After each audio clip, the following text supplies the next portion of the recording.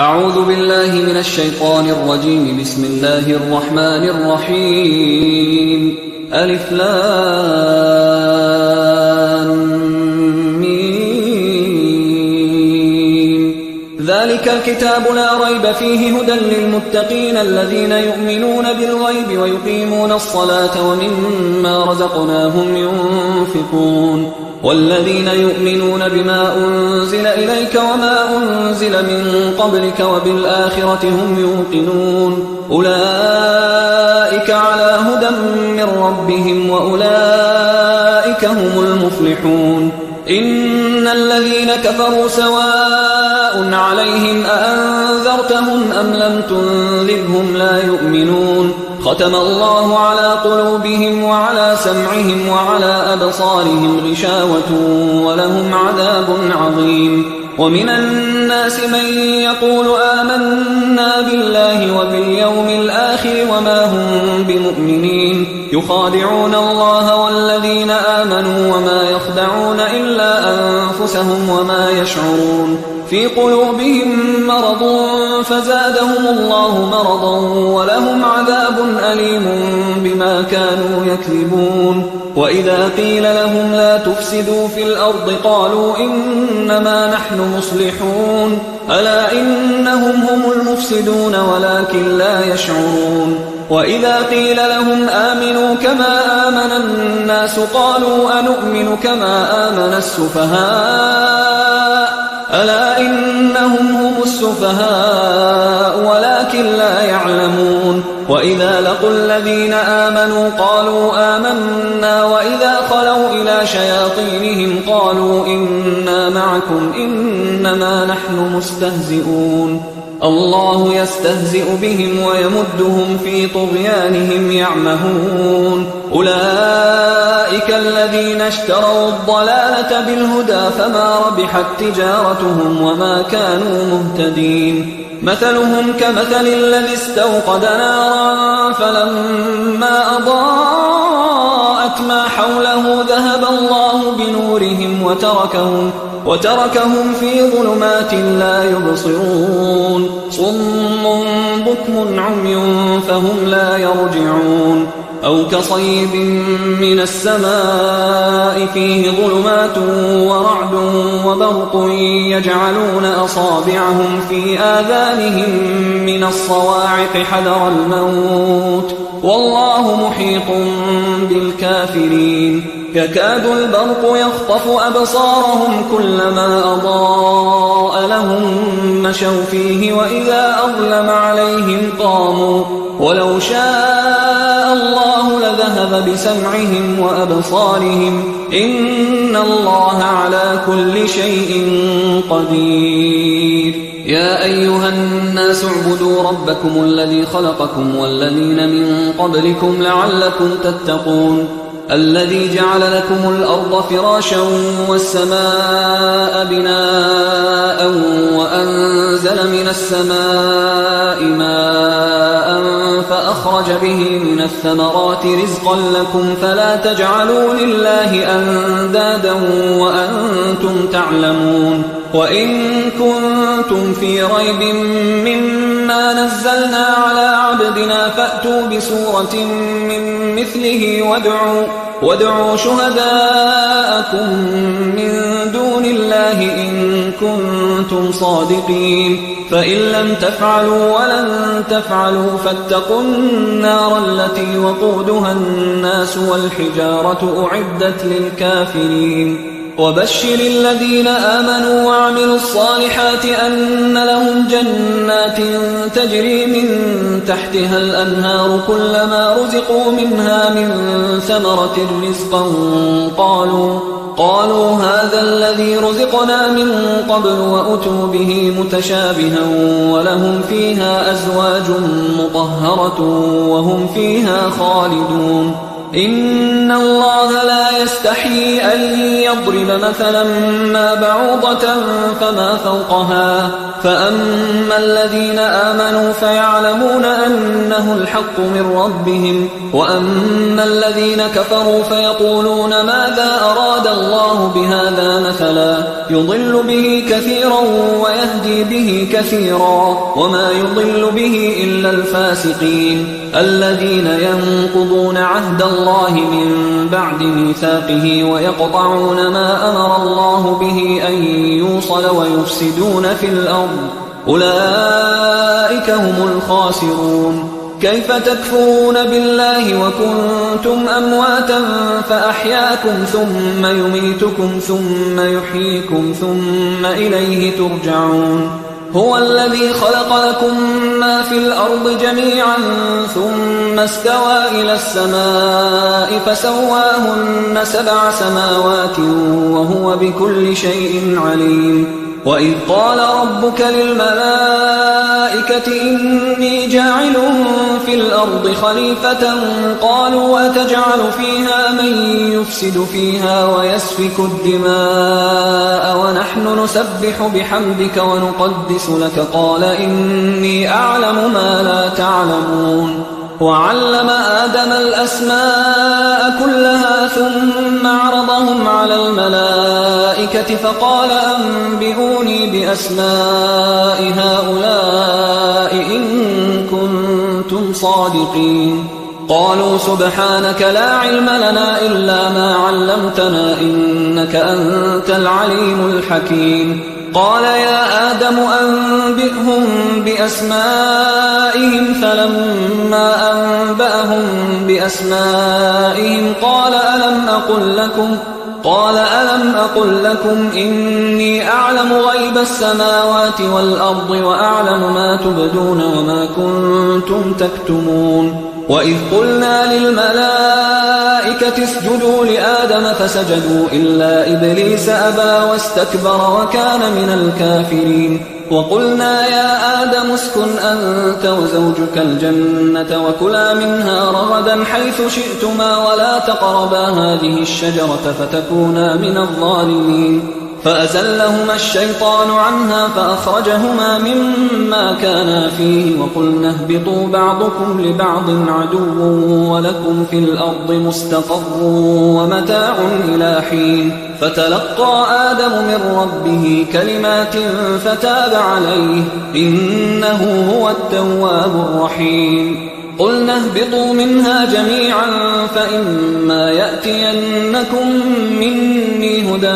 فمن تبع هداي فلا خوف عليهم ولا هم يحزنون والذين كفروا وكذبوا بآياتنا أولئك أصحاب النار هم فيها خالدون يا بني إسرائيل اذكروا نعمتي التي أنعمت عليكم وأوفوا بعهدي أوف بعهدكم وإياي فارهبون وآمنوا بما أنزلت مصدقا لما معكم ولا تكونوا أول كافر به ولا تشتروا بآياتي ثمنا قليلا وإياي فاتقون ولا تلبسوا الحق بالباطل وتكتموا الحق وأنتم تعلمون وأقيموا الصلاة وآتوا الزكاة واركعوا مع الراكعين أتأمرون الناس بالبر وتنسون أنفسكم وأنتم تتلون الكتاب أفلا تعقلون واستعينوا بالصبر والصلاة وإنها لكبيرة إلا على الخاشعين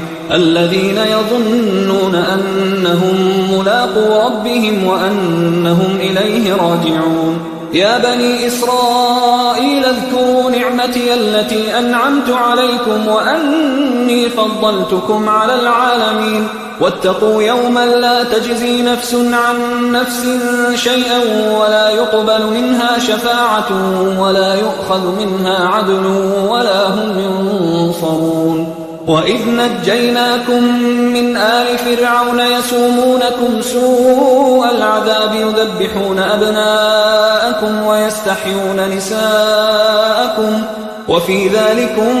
بلاء من ربكم عظيم وإذ فرقنا بكم البحر فأنجيناكم وأغرقنا آل فرعون وأنتم تنظرون وإذ واعدنا موسى 40 ليلة ثم اتخذتم العجل من بعده وأنتم ظالمون ثم عفونا عنكم من بعد ذلك لعلكم تشكرون وإذ آتينا موسى الكتاب والفرقان لعلكم تهتدون وإذ قال موسى لقومه يا قوم إنكم ظلمتم أنفسكم باتخاذكم العجل فتوبوا إلى بارئكم فاقتلوا أنفسكم ذلكم خير لكم عند بارئكم فتاب عليكم إنه هو التواب الرحيم وإذ قلتم يا موسى لن نؤمن لك حتى نرى الله جهرة فأخذتكم الصاعقة وأنتم تنظرون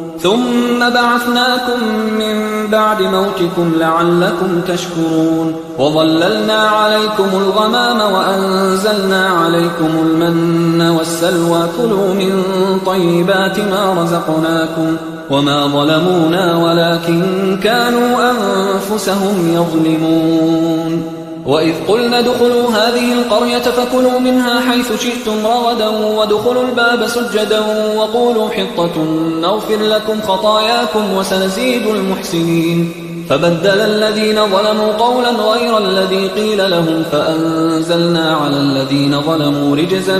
من السماء بما كانوا يفسقون وإذ استسقى موسى لقومه فقلنا اضرب بعصاك الحجر فانفجرت منه 12 عينا قد علم كل أناس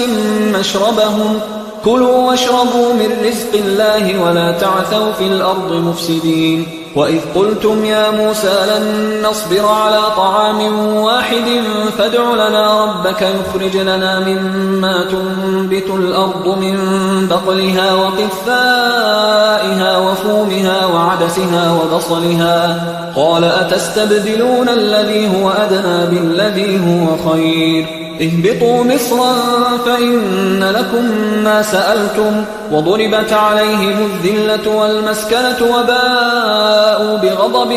من الله ذلك بأنهم كانوا يكفرون بآيات الله ويقتلون النبيين بغير الحق ذلك بما عصوا وكانوا يعتدون إن الذين آمنوا والذين هادوا والنصارى والصابئين من آمن بالله واليوم الآخر وعمل صالحا فلهم أجرهم عند ربهم ولا خوف عليهم ولا هم يحزنون وإذ أخذنا ميثاقكم ورفعنا فوقكم الطور خذوا ما آتيناكم بقوة واذكروا ما فيه لعلكم تتقون ثم توليتم من بعد ذلك فلولا فضل الله عليكم ورحمته لكنتم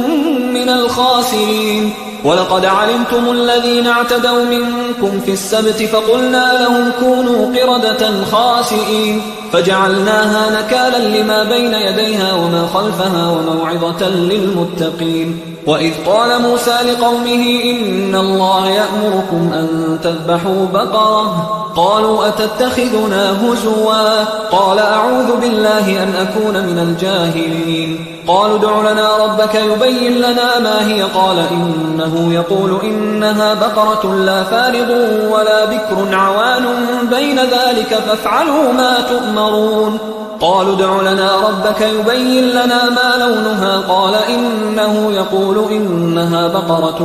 صفراء فاقع لونها تسر الناظرين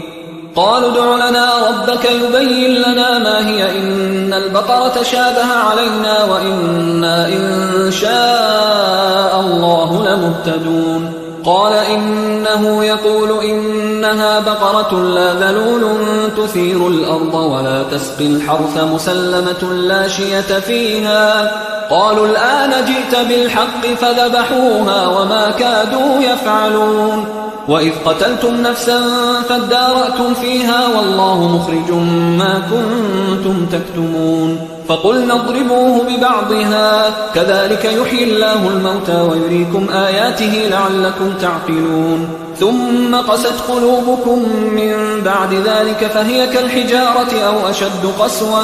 وإن من الحجارة لما يتفجر منه الأنهار وإن منها لما يشقق فيخرج منه الماء وإن منها لما يهبط من خشية الله وما الله بغافل عما تعملون أفتطمعون أن يؤمنوا لكم وقد كان فريق منهم يسمعون كلام الله ثم يحرفونه من بعد ما عقلوه وهم يعلمون وإذا لقوا الذين آمنوا قالوا آمنا وإذا خلا بعضهم إلى بعض قالوا أتحدثونهم بما فتح الله عليكم ليحاجوكم به عند ربكم أفلا تعقلون أولا يعلمون أن الله يعلم ما يسرون وما يعلنون ومنهم أميون لا يعلمون الكتاب إلا أماني وإنهم إلا يظنون فويل للذين يكتبون الكتاب بأيديهم ثم يقولون هذا من عند الله ليشتروا به ثمنا قليلا فويل لهم مما كتبت أيديهم وويل لهم مما يكسبون وقالوا لن تمسنا النار إلا أياما معدودة قل أتخذتم عند الله عهدا فلن يخلف الله عهده أم تقولون على الله ما لا تعلمون بلى من كسب سيئة وأحاطت به خطيئته فأولئك أصحاب النار هم فيها خالدون والذين آمنوا وعملوا الصالحات أولئك أصحاب الجنة هم فيها خالدون وإذ أخذنا ميثاق بني إسرائيل لا تعبدون إلا الله وبالوالدين إحسانا وذي القربى واليتامى والمساكين وقولوا للناس حسنا وأقيموا الصلاة وآتوا الزكاة ثم توليتم إلا قليلا منكم وأنتم معرضون وإذ أخذنا ميثاقكم لا تسفكون دماءكم ولا تخرجون أنفسكم من دياركم ثم أقررتم وأنتم تشهدون ثم أنتم هؤلاء تقتلون أنفسكم وتخرجون فريقا منكم من ديارهم تظاهرون عليهم بالإثم والعدوان وإن يأتوكم أسارى تفادوهم وهو محرم عليكم إخراجهم أفتؤمنون ببعض الكتاب وتكفرون ببعض فما جزاء من يفعل ذلك منكم إلا خزي في الحياة الدنيا ويوم القيامة يردون إلى أشد العذاب وما الله بغافل عما تعملون أولئك الذين اشتروا الحياة الدنيا بالآخرة فلا يخفف عنهم العذاب ولا هم ينصرون ولقد آتينا موسى الكتاب وقفينا من بعده بالرسل وآتينا عيسى ابن مريم البينات وأيدناه بروح القدس أفكلما جاءكم رسول بما لا تهوى أنفسكم استكبرتم ففريقا كذبتم وفريقا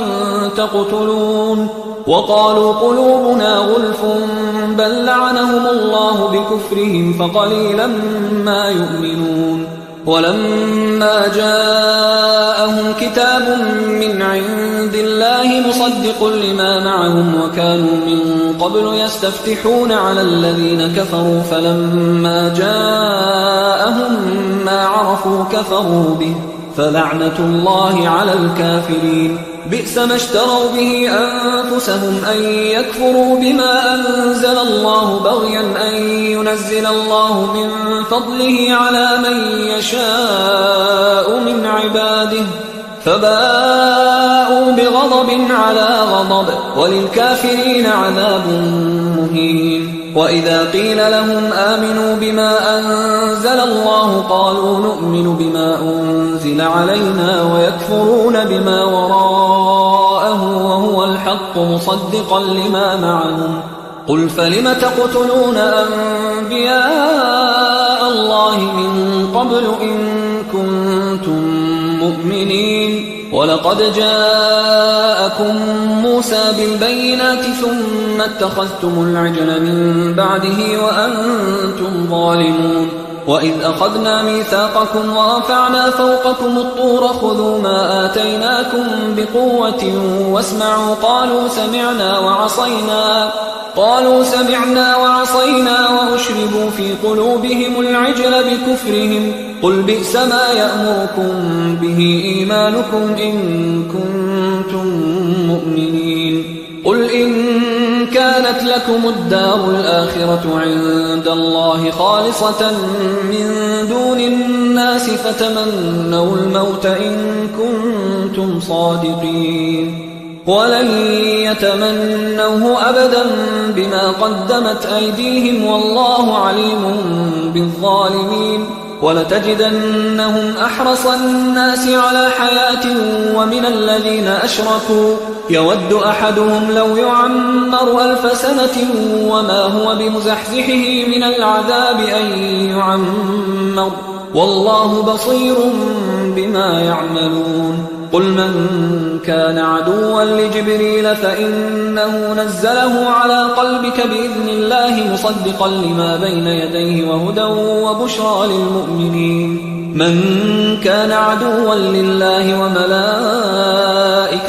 ورسله وجبريل وميكال فإن الله عدو للكافرين ولقد أنزلنا إليك آيات بينات وما يكفر بها إلا الفاسقون أوكلما عاهدوا عهدا نبذه فريق منهم بل أكثرهم لا يؤمنون ولما جاءهم رسول من عند الله مصدق لما معهم نبذ فريق من الذين أوتوا الكتاب كتاب الله وراء ظهورهم كأنهم لا يعلمون واتبعوا ما تتلو الشياطين على ملك سليمان وما كفر سليمان ولكن الشياطين كفروا يعلمون الناس السحر وما أنزل على الملكين ببابل هاروت وماروت وما يعلمان من أحد حتى يقولا إنما نحن فتنة فلا تكفر فيتعلمون منهما ما يفرقون به بين المرء وزوجه وما هم بضارين به من أحد إلا بإذن الله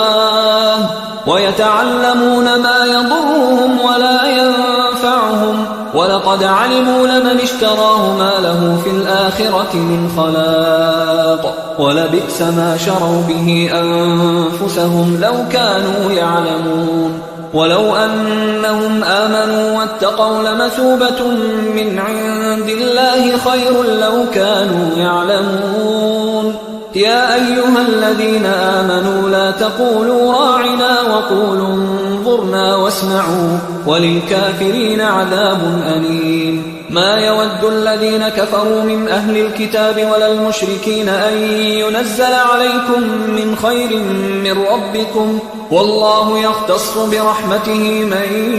يشاء والله ذو الفضل العظيم ما ننسخ من آية أو ننسها نأت بخير منها أو مثلها ألم تعلم أن الله على كل شيء قدير ألم تعلم أن الله له ملك السماوات والأرض وما لكم من دون الله من ولي ولا نصير أم تريدون أن تسألوا رسولكم كما سئل موسى من قبل ومن يتبدل الكفر بالإيمان فقد ضل سواء السبيل ود كثير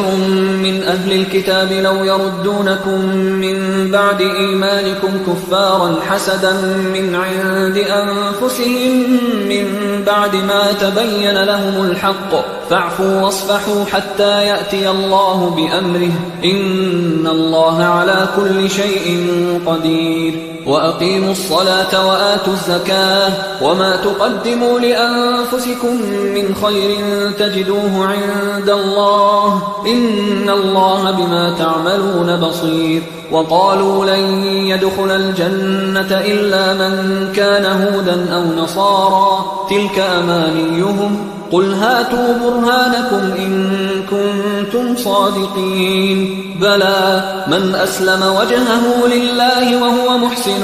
فله أجره عند ربه ولا خوف عليهم ولا هم يحزنون وقالت اليهود ليست النصارى على شيء وقالت النصارى ليست اليهود على شيء وهم يتلون الكتاب كذلك قال الذين لا يعلمون مثل قولهم فالله يحكم بينهم يوم القيامة فيما كانوا فيه يختلفون ومن أظلم ممن منع مساجد الله أن يذكر فيها اسمه وسعى في خرابها أولئك ما كان لهم أن يدخلوها إلا خائفين لهم في الدنيا خزي ولهم في الآخرة عذاب عظيم ولله المشرق والمغرب فأينما تولوا فثم وجه الله إن الله واسع عليم وقالوا اتخذ الله ولدا سبحانه بل له ما في السماوات والأرض كل له قانتون بديع السماوات والأرض وإذا قضى أمرا فإنما يقول له كن فيكون وقال الذين لا يعلمون لولا يكلمنا الله أو تأتينا آية كذلك قال الذين من قبلهم مثل قولهم تشابهت قلوبهم قد بينا الآيات لقوم يوقنون إنا أرسلناك بالحق بشيرا ونذيرا ولا تسأل عن أصحاب الجحيم ولن ترضى عنك اليهود ولا النصارى حتى تتبع ملتهم قل إن هدى الله هو الهدى ولئن اتبعت أهواءهم بعد الذي جاءك من العلم ما لك من الله من ولي ولا نصير الذين آتيناهم الكتاب يتلونه حق تلاوته أولئك يؤمنون به ومن يكفر به فأولئك هم الخاسرون يا بني إسرائيل اذكروا نعمتي التي أنعمت عليكم وأني فضلتكم على العالمين واتقوا يوما لا تجزي نفس عن نفس شيئا ولا يقبل منها عدل ولا تنفعها شفاعة ولا هم ينصرون وإذ ابتلى إبراهيم ربه بكلمات فأتمهن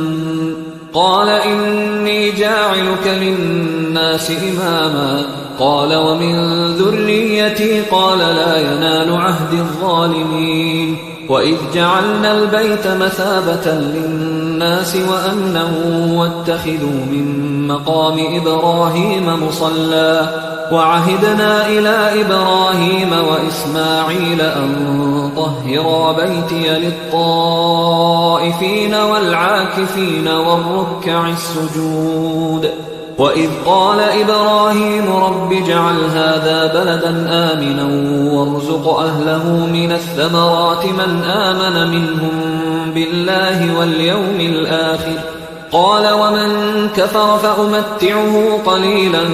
ثم أضطره إلى عذاب النار وبئس المصير وإذ يرفع إبراهيم القواعد من البيت وإسماعيل ربنا تقبل منا إنك أنت السميع العليم ربنا واجعلنا مسلمين لك ومن ذريتنا أمة مسلمة لك وأرنا مناسكنا وتب علينا إنك أنت التواب الرحيم ربنا وابعث فيهم رسولا منهم يتلو عليهم آياتك ويعلمهم الكتاب والحكمة ويزكيهم إنك أنت العزيز الحكيم ومن يرغب عن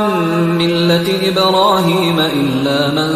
سفه نفسه ولقد اصطفيناه في الدنيا وإنه في الآخرة لمن الصالحين إذ قال له ربه أسلم قال أسلمت لرب العالمين ووصى بها إبراهيم بنيه ويعقوب يا بني إن الله اصطفى لكم الدين فلا تموتن إلا وأنتم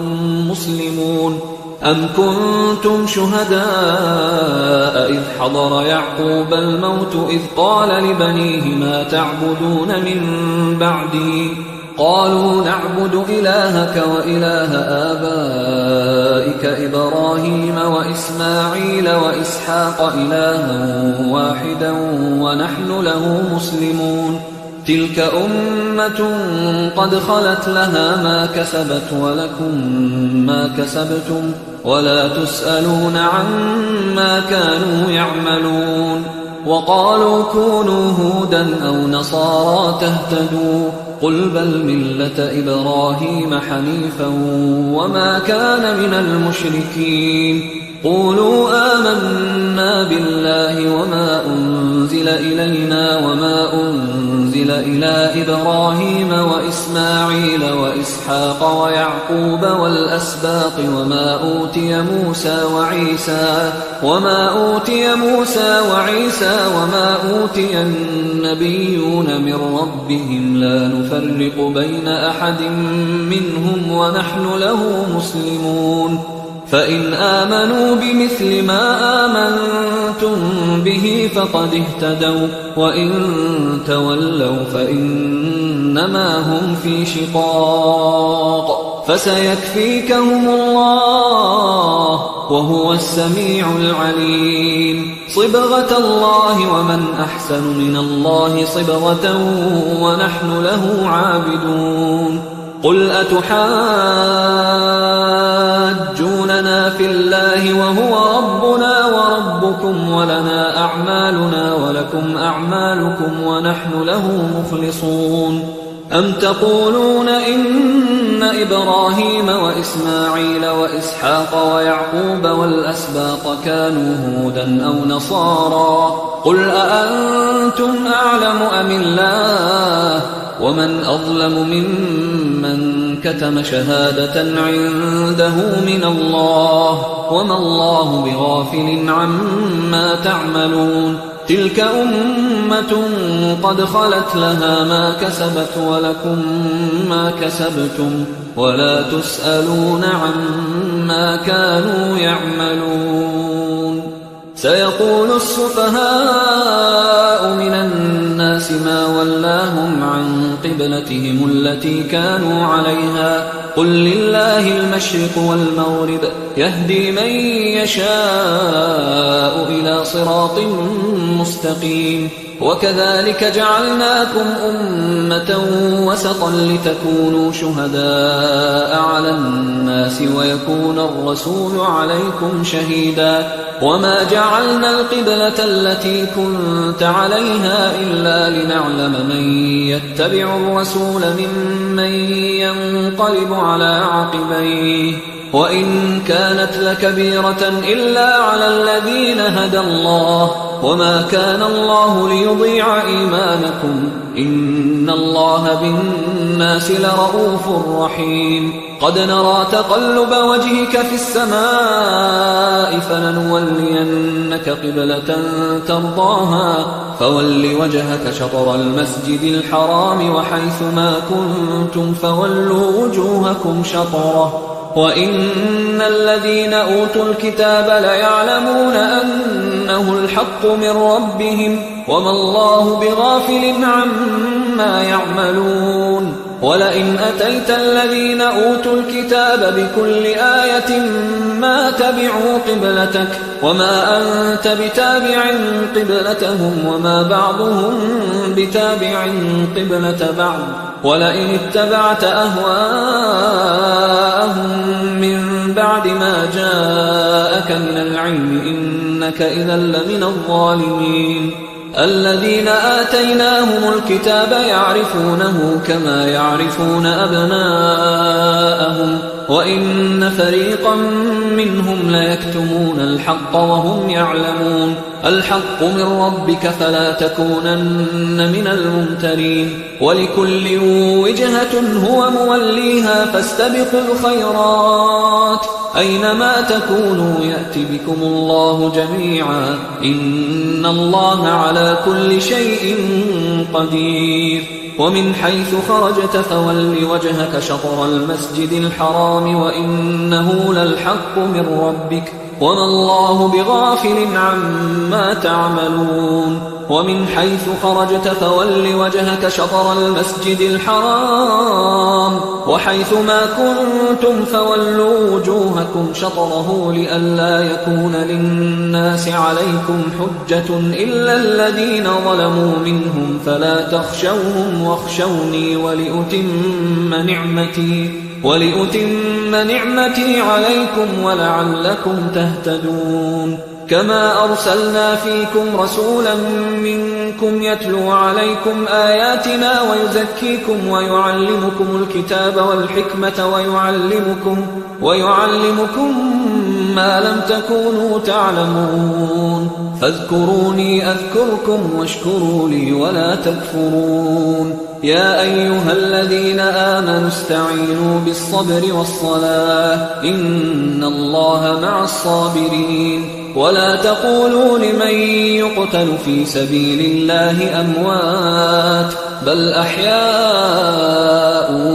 ولكن لا تشعرون ولنبلونكم بشيء من الخوف والجوع ونقص من الأموال والأنفس والثمرات وبشر الصابرين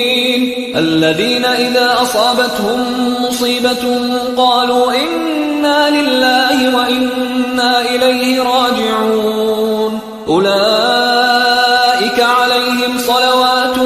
من ربهم ورحمة وأولئك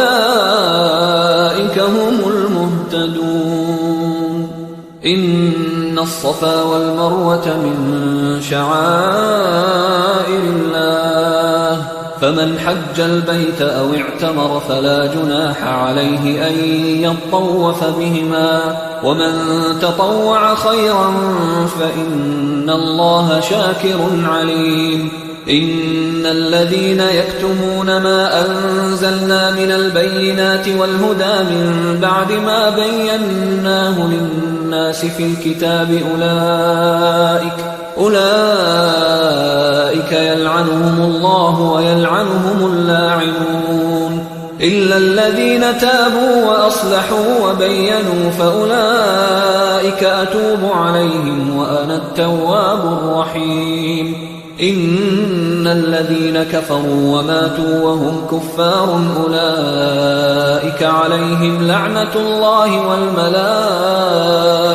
والناس أجمعين خالدين فيها لا يخفف عنهم العذاب ولا هم ينظرون وإلهكم إله واحد لا إله إلا هو الرحمن الرحيم إن في خلق السماوات والأرض واختلاف الليل والنهار والفلك التي تجري في البحر بما ينفع الناس وما أنزل الله من السماء من ماء فأحيا به الأرض بعد موتها وبث فيها من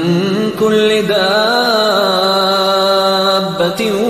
وتصريف الرياح والسحاب المسخر بين السماء والأرض لآيات لقوم يعقلون ومن الناس من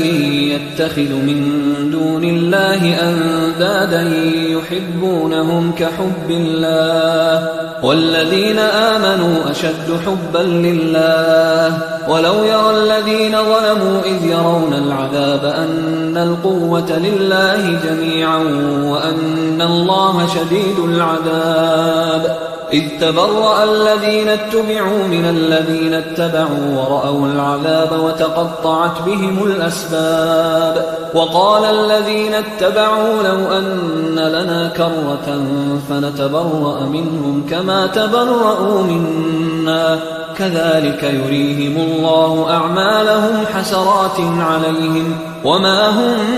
بخارجين من النار يا أيها الناس كلوا مما في الأرض حلالا طيبا ولا تتبعوا خطوات الشيطان إنه لكم عدو مبين إنما يأمركم بالسوء والفحشاء وأن تقولوا على الله ما لا تعلمون وإذا قيل لهم اتبعوا ما أنزل الله قالوا بل نتبع ما ألفينا عليه آباءنا أولو كان آباؤهم لا يعقلون شيئا ولا يهتدون ومثل الذين كفروا كمثل الذي ينعق بما لا يسمع إلا دعاء ونداء صم بكم عمي فهم لا يعقلون يا أيها الذين آمنوا كلوا من طيبات ما رزقناكم واشكروا لله إن كنتم إياه تعبدون إنما حرم عليكم الميتة والدم ولحم الخنزير وما أهل به لغير الله فمن اضطر غير باغ ولا عاد فلا إثم عليه إن الله غفور رحيم إن الذين يكتمون ما أنزل الله من الكتاب ويشترون به ثمنا قليلا أولئك ما يأكلون في بطونهم إلا النار ولا يكلمهم الله يوم القيامة ولا يزكيهم ولهم عذاب أليم أولئك الذين اشتروا الضلالة بالهدى والعذاب بالمغفرة فما أصبرهم على النار ذلك بأن الله نزل الكتاب بالحق وإن الذين اختلفوا في الكتاب لفي شقاق بعيد ليس البر أن تولوا وجوهكم قبل المشرق والمغرب ولكن البر من آمن بالله واليوم الآخر والملائكة والكتاب والنبيين وآتى المال على حبه ذوي القربى واليتامى والمساكين وابن السبيل والسائلين وفي الرقاب وأقام الصلاة وآتى الزكاة والموفون بعهدهم إذا عاهدوا والصابرين في البأساء والضراء وحين البأس أولئك الذين صدقوا وأولئك هم المتقون يا أيها الذين آمنوا كتب عليكم القصاص في القتلى الحر بالحر والعبد بالعبد والأنثى بالأنثى فمن عفي له من أخيه شيء فاتباع بالمعروف وأداء إليه بإحسان ذلك تخفيف من ربكم ورحمة فمن اعتدى بعد ذلك فله عذاب أليم ولكم في القصاص حياة يا أولي الألباب لعلكم تتقون كتب عليكم إذا حضر أحدكم الموت إن ترك خيرا الوصية للوالدين والأقربين بالمعروف حقا على المتقين فمن بدله بعدما سمعه فإنما إثمه على الذين يبدلونه إن الله سميع عليم فمن خاف من موص جنفا أو إثما فأصلح بينهم فلا إثم عليه إن الله غفور رحيم. يا أيها الذين آمنوا كتب عليكم الصيام كما كتب على الذين من قبلكم لعلكم تتقون أياما معدودات فمن كان منكم مريضا أو على سفر فعدة من أيام أخر وعلى الذين يطيقونه فدية طعام مسكين فمن تطوع خيرا فهو خير له وأن تصوموا خير لكم إن كنتم تعلمون. شهر رمضان الذي أنزل فيه القرآن هدى للناس وبينات من الهدى والفرقان فمن شهد منكم الشهر فليصم ومن كان مريضا أو على سفر فعدة من أيام أخر يريد الله بكم اليسر ولا يريد بكم العسر ولتكملوا العدة ولتكبروا الله على ما هداكم ولعلكم تشكرون. وإذا سألك عبادي عني فإني قريب أجيب دعوة الداعي إذا دعان فليستجيبوا لي وليؤمنوا بي لعلهم يرشدون. أحل لكم ليلة الصيام الرفث إلى نسائكم هن لباس لكم وأنتم لباس لهن علم الله أنكم كنتم تختانون أنفسكم فتاب عليكم وعفى عنكم فالآن باشروهن وابتغوا ما كتب الله لكم وكلوا واشربوا حتى يتبين لكم الخيط الأبيض من الخيط الأسود من الفجر ثم أتموا الصيام إلى الليل ولا تباشروهن وأنتم عاكفون في المساجد تلك حدود الله فلا تقربوها كذلك يبين الله آياته للناس لعلهم يتقون. ولا تأكلوا أموالكم بينكم بالباطل وتدلوا بها إلى الحكام لتأكلوا فريقا من أموال الناس بالإثم وأنتم تعلمون. يسألونك عن الأهلة قل هي مواقيت للناس والحج وليس البر بأن تأتوا البيوت من ظهورها ولكن البر من اتقى وأتوا البيوت من أبوابها واتقوا الله لعلكم تفلحون. وقاتلوا في سبيل الله الذين يقاتلونكم ولا تعتدوا إن الله لا يحب المعتدين. وقتلوهم حيث ثقفتموهم وأخرجوهم من حيث أخرجوكم والفتنة أشد من القتل ولا تقاتلوهم عند المسجد الحرام حتى يقاتلوكم فيه فإن قاتلوكم فاقتلوهم كذلك جزاء الكافرين فإن انتهوا فإن الله غفور رحيم. وقاتلوهم حتى لا تكون فتنة ويكون الدين لله فإن انتهوا فلا عدوان إلا على الظالمين. الشهر الحرام بالشهر الحرام والحرمات قصاص فمن اعتدى عليكم فاعتدوا عليه بمثل ما اعتدى عليكم واتقوا الله واعلموا أن الله مع المتقين. وأنفقوا في سبيل الله ولا تلقوا بأيديكم إلى التهلكة وأحسنوا إن الله يحب المحسنين. وأتموا الحج والعمرة لله فإن أحصرتم فما استيسر من الهدي ولا تحلقوا رؤوسكم حتى يبلغ الهدي محله فمن كان منكم مريضا أو به أذى من رأسه ففدية من صيام أو صدقة أو نسك فإذا أمنتم فمن تمتع بالعمرة إلى الحج فما استيسر من الهدي فمن لم يجد فصيام 3 أيام في الحج و7 إذا رجعتم تلك 10 كاملة ذلك لمن لم يكن أهله حاضر المسجد الحرام واتقوا الله واعلموا أن الله شديد العقاب. الحج أشهر معلومات فمن فرض فيهن الحج فلا رفث ولا فسوق ولا جدال في الحج وما تفعلوا من خير يعلمه الله وتزودوا فإن خير الزاد التقوى واتقون يا أولي الألباب. ليس عليكم جناح أن تبتغوا فضلا من ربكم، فإذا أفضتم من عرفات فاذكروا الله عند المشعر الحرام واذكروه كما هداكم وإن كنتم من قبله لمن الضالين.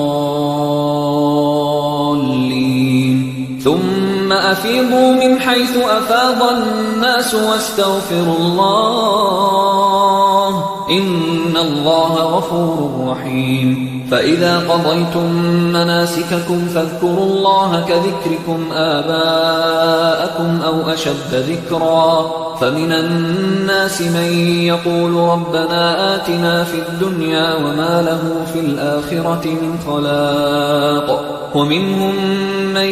يقول ربنا آتنا في الدنيا حسنة وفي الآخرة حسنة وقنا عذاب النار. أولئك لهم نصيب مما كسبوا والله سريع الحساب. واذكروا الله في أيام معدودات، فمن تعجل في يومين فلا إثم عليه ومن تأخر فلا إثم عليه لمن اتقى. واتقوا الله واعلموا أنكم إليه تحشرون. ومن الناس من يعجبك قوله في الحياة الدنيا ويشهد الله على ما في قلبه وهو ألد الخصام. وإذا تولى سعى في الأرض ليفسد فيها ويهلك الحرث والنسل والله لا يحب الفساد. وإذا قيل له اتق الله أخذته العزة بالإثم فحسبه جهنم ولبئس المهاد. ومن الناس من يشري نفسه ابتغاء مرضات الله والله رؤوف بالعباد. يا أيها الذين آمنوا ادخلوا في السلم كافة ولا تتبعوا خطوات الشيطان إنه لكم عدو مبين. فإن زللتم من بعد ما جاءتكم البينات فاعلموا أن الله عزيز حكيم. هل ينظرون إلا أن يأتيهم الله في ظلل من الغمام والملائكة وقضي الأمر وإلى الله ترجع الأمور. سل بني إسرائيل كم آتيناهم من آية بينة ومن يبدل نعمة الله من بعد ما جاءته فإن الله شديد العقاب. زين للذين كفروا الحياة الدنيا ويسخرون من الذين آمنوا والذين اتقوا فوقهم يوم القيامة والله يرزق من يشاء بغير حساب. كان الناس أمة واحدة فبعث الله النبيين مبشرين ومنذرين وأنزل معهم الكتاب بالحق ليحكم بين الناس فيما اختلفوا فيه وما اختلف فيه إلا الذين أوتوه من بعد ما جاءتهم البينات بغيا بينهم فهدى الله الذين آمنوا لما اختلفوا فيه من الحق بإذنه والله يهدي من يشاء إلى صراط مستقيم. أم حسبتم أن تدخلوا الجنة ولما يأتكم مثل الذين خلوا من قبلكم مستهم البأساء والضراء وزلزلوا حتى يقول الرسول والذين آمنوا معه متى نصر الله ألا إن نصر الله قريب. يسألونك ماذا ينفقون قل ما أنفقتم من خير فللوالدين والأقربين واليتامى والمساكين وابن السبيل وما تفعلوا من خير فإن الله به عليم كتب عليكم القتال وهو كره لكم وعسى أن تكرهوا شيئا وهو خير لكم وعسى أن تحبوا شيئا وهو شر لكم والله يعلم وأنتم لا تعلمون يسألونك عن الشهر الحرام قتال فيه قل قتال فيه كبير وصد عن سبيل الله وكفر به والمسجد الحرام وإخراج أهله منه أكبر عند الله والفتنة أكبر من القتل ولا يزالون يقاتلونكم حتى يردوكم عن دينكم إن استطاعوا ومن يرتد منكم عن دينه فيمت وهو كافر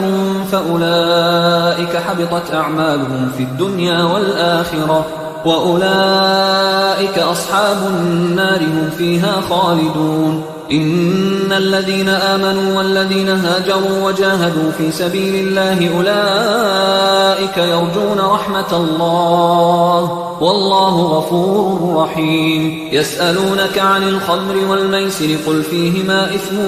كبير ومنافع للناس وإثمهما أكبر من نفعهما ويسألونك ماذا ينفقون قل العفو كذلك يبين الله لكم الآيات لعلكم تتفكرون في الدنيا والآخرة ويسألونك عن اليتامى قل إصلاح لهم خير وإن تخالطوهم فإخوانكم والله يعلم المفسد من المصلح ولو شاء الله لأعنتكم إن الله عزيز حكيم ولا تنكحوا المشركات حتى يؤمنوا ولأمة مؤمنة خير من مشركة ولو أعجبتكم ولا تنكحوا المشركين حتى يؤمنوا ولعبد مؤمن خير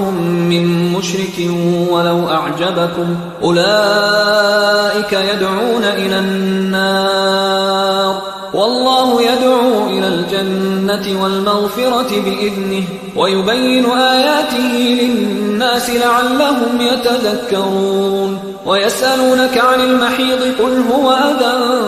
فاعتزلوا النساء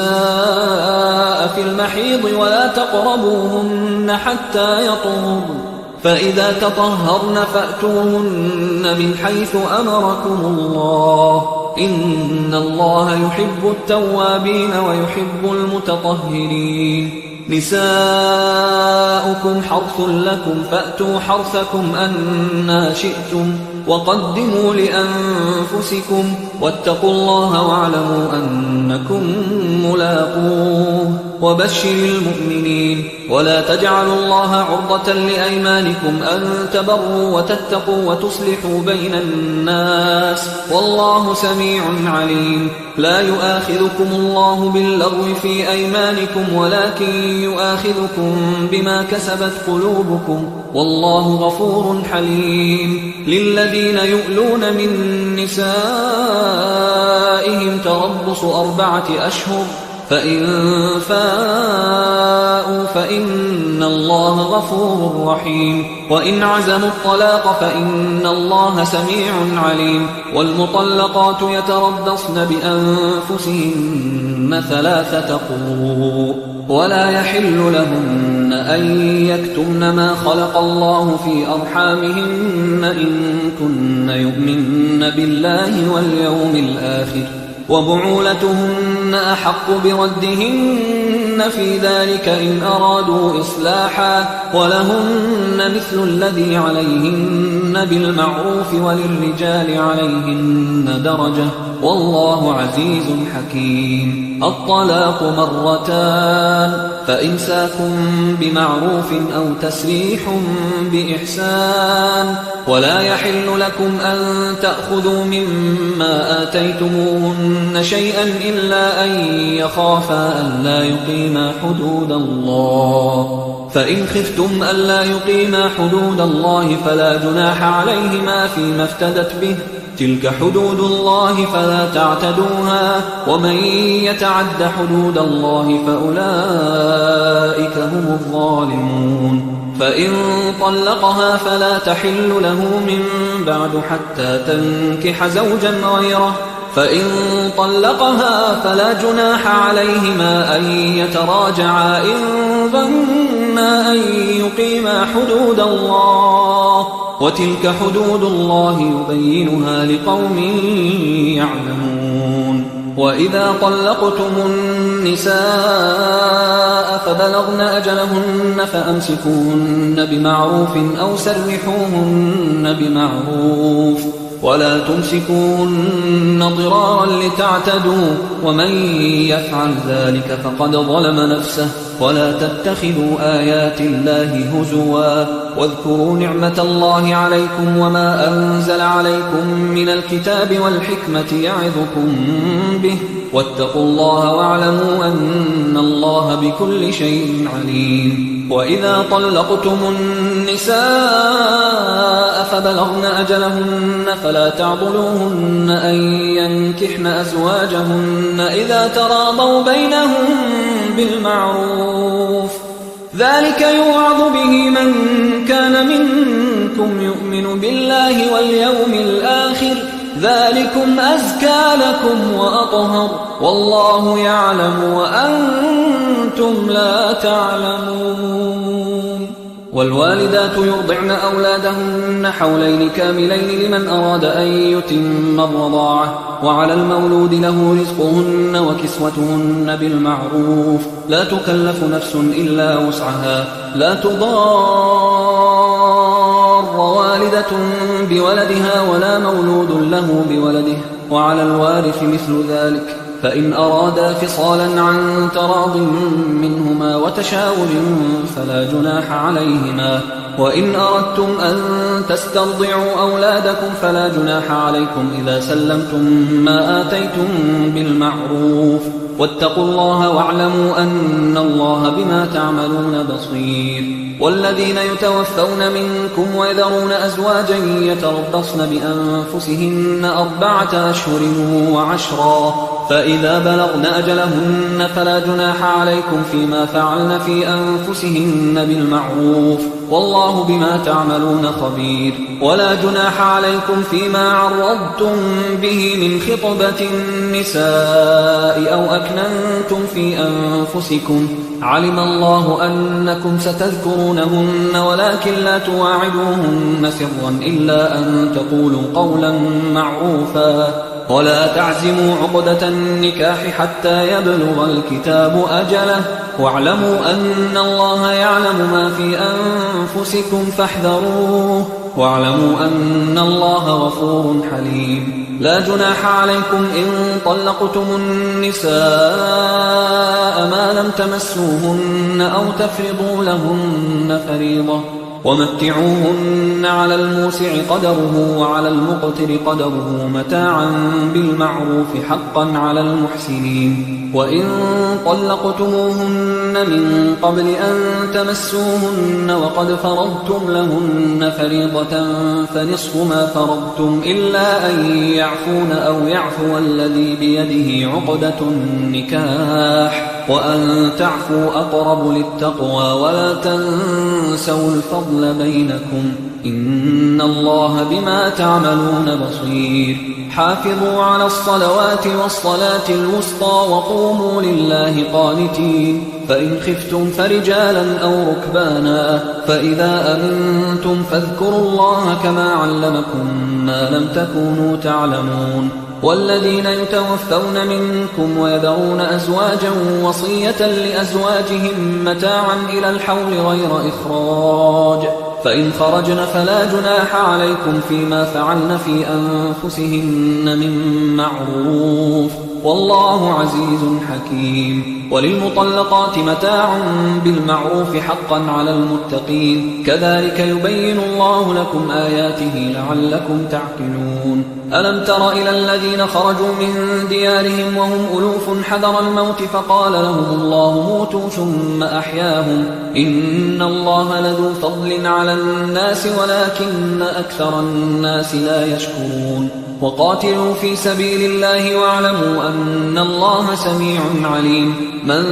ذا الذي يقرض الله قرضا حسنا فيضاعفه له أضعافا كثيرة والله يقبض ويبسط وإليه ترجعون ألم تر إلى الملأ من بني إسرائيل من بعد موسى إذ قالوا لنبي له مبعث لنا ملكا نقاتل في سبيل الله قال هل عسيتم إن كتب عليكم القتال ألا تقاتلوا قالوا وما لنا ألا نقاتل في سبيل الله وقد أخرجنا من ديارنا وأبنائنا فلما كتب عليهم القتال تولوا إلا قليلا منهم والله عليم بالظالمين وقال لهم نبيهم إن الله قد بعث لكم طالوت ملكا قالوا أنى يكون له الملك علينا ونحن أحق بالملك منه ولم يؤت سعة من المال قال إن الله اصطفاه عليكم وزاده بسطة في العلم والجسم والله يؤتي ملكه من يشاء والله واسع عليم وقال لهم نبيهم إن آية ملكه أن يأتيكم التابوت فيه سكينة من ربكم وبقية مما ترك آل موسى وآل هارون تحمله الملائكة إن في ذلك لآية لكم إن كنتم مؤمنين فلما فصل طالوت بالجنود قال إن الله مبتليكم بنهر فمن شرب منه فليس مني ومن لم يطعمه فإنه مني إلا من اغترف غرفة بيده فشربوا منه إلا قليلا منهم فلما جاوزه هو والذين آمنوا معه قالوا لا طاقة لنا اليوم بجالوت وجنوده قال الذين يظنون أنهم ملاقوا الله كم من فئة قليلة غلبت فئة كثيرة بإذن الله والله مع الصابرين ولما برزوا لجالوت وجنوده قالوا ربنا أفرغ علينا صبرا وثبت أقدامنا وانصرنا على القوم الكافرين فهزموهم بإذن الله وقتل داود جالوت وآتاه الله الملك والحكمة وعلمه مما يشاء ولولا دفع الله الناس بعضهم ببعض لفسدت الأرض ولكن الله ذو فضل على العالمين تلك آيات الله نتلوها عليك بالحق وإنك لمن المرسلين تلك الرسل فضلنا بعضهم على بعض منهم من كلم الله ورفع بعضهم درجات وآتينا عيسى ابن مريم البينات وأيدناه بروح القدس ولو شاء الله ما اقتتل الذين من بعدهم من بعد ما جاءتهم البينات ولكن اختلفوا فمنهم من آمن ومنهم من كفر ولو شاء الله ما اقتتلوا ولكن الله يفعل ما يريد يا أيها الذين آمنوا أنفقوا مما رزقناكم من قبل أن يأتي يوم لا بيع فيه ولا خلة ولا شفاعة والكافرون هم الظالمون الله لا إله إلا هو الحي القيوم لا تأخذه سنة ولا نوم له ما في السماوات وما في الأرض من ذا الذي يشفع عنده إلا بإذنه يعلم ما بين أيديهم وما خلفهم ولا يحيطون بشيء من علمه إلا بما شاء وسع كرسيه السماوات والأرض ولا يؤوده حفظهما وهو العلي العظيم لا إكراه في الدين قد تبين الرشد من الغي فمن يكفر بالطاغوت ويؤمن بالله فقد استمسك بالعروة الوثقى لا انفصام لها والله سميع عليم الله ولي الذين آمنوا يخرجهم من الظلمات إلى النور والذين كفروا أولياؤهم الطاغوت يخرجونهم من النور إلى الظلمات أولئك أصحاب النار هم فيها خالدون ألم تر إلى الذي حاج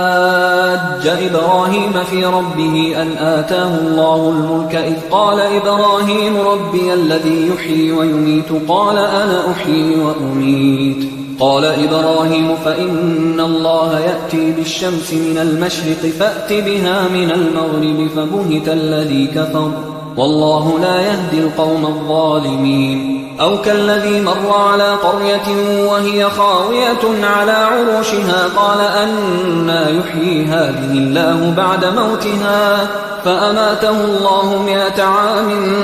ثم بعثه قال كم لبثت قال لبثت يوما أو بعض يوم قال بل لبثت 100 عام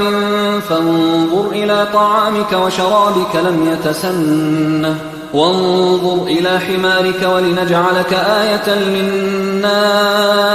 وانظر إلى العظام كيف ننشزها ثم نكسوها لحما فلما تبين له قال أعلم أن الله على كل شيء قدير وإذ قال إبراهيم رب أرني كيف تحيي الموتى قال أولم تؤمن قال بلى ولكن ليطمئن قلبي قال فخذ 4 من الطير فصرهن إليك ثم اجعل على كل جبل منهن جزءا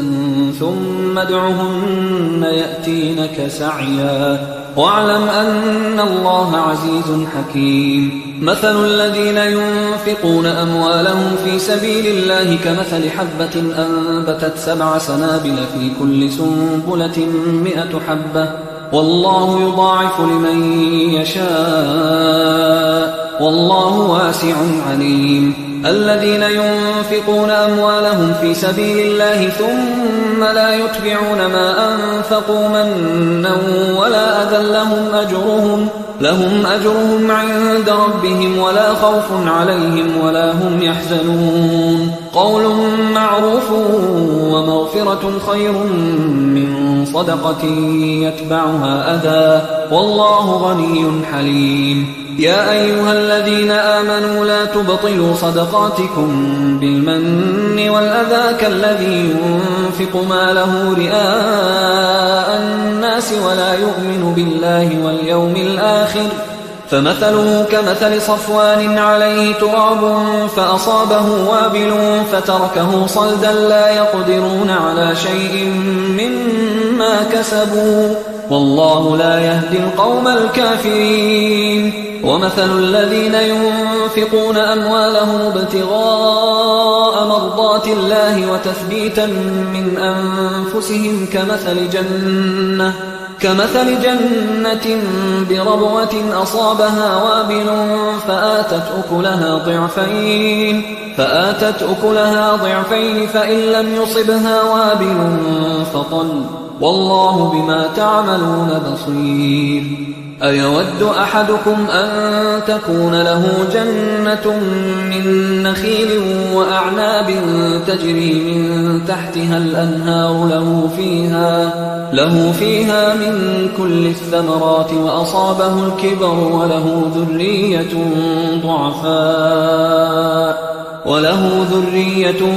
ضعفاء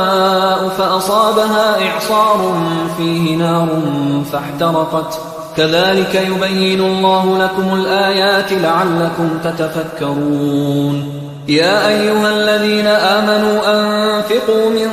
طيبات ما كسبتم ومما أخرجنا لكم من الأرض ولا تيمموا الخبيث منه تنفقون ولستم بآخذيه إلا أن تغمضوا فيه واعلموا أن الله غني حميد الشيطان يعدكم الفقر ويأمركم بالفحشاء والله يعدكم مغفرة منه وفضلا والله واسع عليم يؤتي الحكمة من يشاء ومن يؤت الحكمة فقد أوتي خيرا كثيرا وما يذكر إلا أولو الألباب وما أنفقتم من نفقة أو نذرتم من نذر فإن الله يعلمه وما للظالمين من أنصار أنصار إن تبدوا الصدقات فنعما هي وإن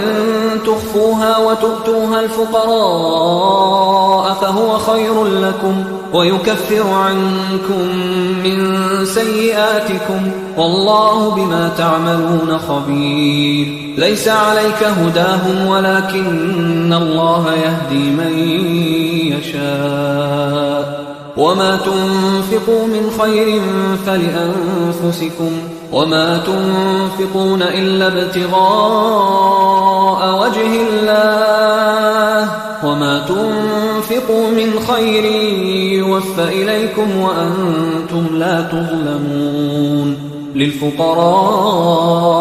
الذين أحصروا في سبيل الله لا يستطيعون ضربا في الأرض يحسبهم الجاهل أغنياء من التعفف تعرفهم بسيماهم لا يسألون الناس إلحافا وما تنفقوا من خير فإن الله به عليم الذين ينفقون أموالهم بالليل والنهار سرا وعلانية فلهم أجرهم عند ربهم ولا خوف عليهم ولا هم يحزنون الذين يأكلون الربا لا يقومون إلا كما يقوم الذي يتخبطه الشيطان من المس ذلك بأنهم قالوا إنما البيع مثل الربا وأحل الله البيع وحرم الربا فمن جاءه موعظة من ربه فانتهى فله ما سلف وأمره إلى الله ومن عاد فأولئك أصحاب النار هم فيها خالدون يمحق الله الربا ويربي الصدقات والله لا يحب كل كفار أثيم إن الذين آمنوا وعملوا الصالحات وأقاموا الصلاة وآتوا الزكاة لهم أجرهم عند ربهم ولا خوف عليهم ولا هم يحزنون يا أيها الذين آمنوا اتقوا الله وذروا ما بقي من الربا إن كنتم مؤمنين فإن لم تفعلوا فأذنوا بحرب من الله ورسوله وإن تبتم فلكم رؤوس أموالكم لا تظلمون ولا تظلمون وإن كان ذو عسرة فنظرة إلى ميسرة وأن تصدقوا خير لكم إن كنتم تعلمون واتقوا يوما ترجعون فيه إلى الله ثم توفى كل نفس ما كسبت وهم لا يظلمون يا أيها الذين آمنوا إذا تداينتم بدين إلى أجل مسمى فاكتبوه وليكتب بينكم كاتب بالعدل ولا يأب كاتب أن يكتب كما علمه الله فليكتب وليملل الذي عليه الحق وليتق الله ربه ولا يبخس منه شيئا فإن كان الذي عليه الحق سفيها أو ضعيفا أو لا يستطيع أن يمله فليملل وليه بالعدل واستشهدوا شهيدين من رجالكم فإن لم يكونا رجلين فرجل وامرأتان ممن ترضون من الشهداء أن تضل إحداهما فتذكر إحداهما الأخرى ولا يأبى الشهداء إذا ما دعوا ولا تسأموا أن تكتبوه صغيرا أو كبيرا إلى أجله ذلكم أقسط عند الله وأقوم للشهادة وأدنى أن لا ترتابوا إلا أن تكون تجارة حاضرة تديرونها بينكم فليس عليكم جناح ألا تكتبوها وأشهدوا إذا تبايعتم ولا يضار كاتب ولا شهيد وإن تفعلوا فإنه فسوق بكم واتقوا الله ويعلمكم الله والله بكل شيء عليم وإن كنتم على سفر ولم تجدوا كاتبا فرهان مقبوضة فإن أمن بعضكم بعضا فليؤدي الذي اؤتمن أمانته وليتق الله ربه ولا تكتموا الشهادة ومن يكتمها فإنه آثم قلبه والله بما تعملون عليم. لله ما في السماوات وما في الأرض وإن تبدوا ما في أنفسكم أو تخفوه يحاسبكم به الله فيغفر لمن يشاء ويعذب من يشاء والله على كل شيء قدير. آمن الرسول بما أنزل إليه من ربه والمؤمنون كل آمن بالله وملائكته وكتبه ورسله لا نفرق بين أحد من رسله وقالوا سمعنا وأطعنا غفرانك ربنا وإليك المصير. لا يكلف الله نفسا إلا وسعها لها ما كسبت وعليها ما اكتسبت ربنا لا تؤاخذنا إن نسينا أو أخطأنا ربنا ولا تحمل علينا إصرا كما حملته على الذين من قبلنا ربنا ولا تحملنا ما لا طاقة لنا به واعف عنا واغفر لنا وارحمنا أنت مولانا